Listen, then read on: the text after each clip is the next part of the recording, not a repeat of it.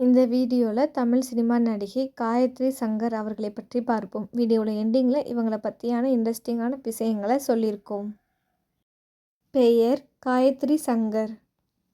பிறந்த தேதி 2/5/1993. உயரம் 162 சென்டிமீட்டர். காயத்ரி சங்கர் பிறந்தது வளர்ந்தது எல்லாமே பெங்களூரில் தான். இவங்களோட அம்மா அப்பா 2 பேருமே பேங்க்கில் தான் வேலை பார்க்குறாங்க. இவங்களோட தாத்தாவோட சொந்த ஊர் திருச்சி. அவங்க தாத்தாவும் ஒரு எக்ஸ் ஆர்மின்னு கூட சொல்லலாம். இவங்க அப்பா பேங்க்கில் வேலை பார்க்குறதுக்கு முன்னாடி ஆர்மியாக தான் இருந்திருக்காங்க.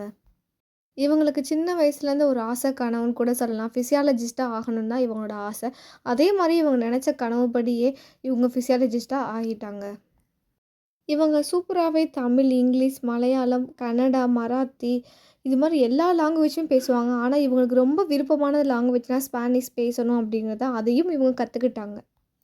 இவங்களுக்கு இயற்கை மற்றும் விலங்குகள் இருக்கிறதா ரொம்ப பிடிக்கும். இவங்க இதுக்காகவே பாம்பு எப்படி பிடிக்கணும் எல்லாமே இவங்களுக்கு தெரியும். ஏன்னா இவங்க வனத்துறையில் அது பட்டறையில் கற்றுக்கிட்டாங்க. இதெல்லாம் எப்படி பண்ணணும், இது எப்படி ஹேண்டில் பண்ணணும் எல்லாமே இவங்க கற்றுக்கிட்ட ஒன்று தான். இவங்க விளையாட்டு வீராங்கனை கூட சொல்லலாம். சென்னையில் நடந்த அல்டிமேட் ஃப்ரெஸ்பியாவில் இவங்களும் கலந்துக்கிட்டாங்க. இவங்களுக்கு என்ன ஆசைன்னா, எல்லா பொண்ணுங்களுக்குமே விளையாட்டுங்கிறது ஒன்று தேவைப்படும். அதில் அவங்க எப்படியாவது வின் பண்ணணும் அப்படின்னு நினைப்பாங்க. போல்டாக இருக்கணும். இவங்க ஸ்போர்ட்ஸ் படத்தில் நடிக்கணும் அப்படின்னு அவங்களோட ஆசை கனவு கூட சொல்லலாம். அதுக்காக விஜய் டிவியில் நடந்த அச்சம் தவிர் என்ற இதில் இவங்க கலந்து கொண்டாங்க.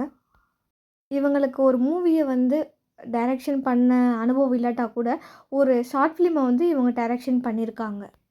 இவங்களுக்கு நடிக்கணும் அப்படி ஆசைலாம் எதுவுமே கிடையவே கிடையாது. இது யதார்த்தமாக நடந்த ஒன்று தான். இவங்க 12th படிக்கும்போது தான் இவங்க நடுவில் கொஞ்சம் பக்கத்தில் காணா அந்த மூவியில் நடித்தாங்க.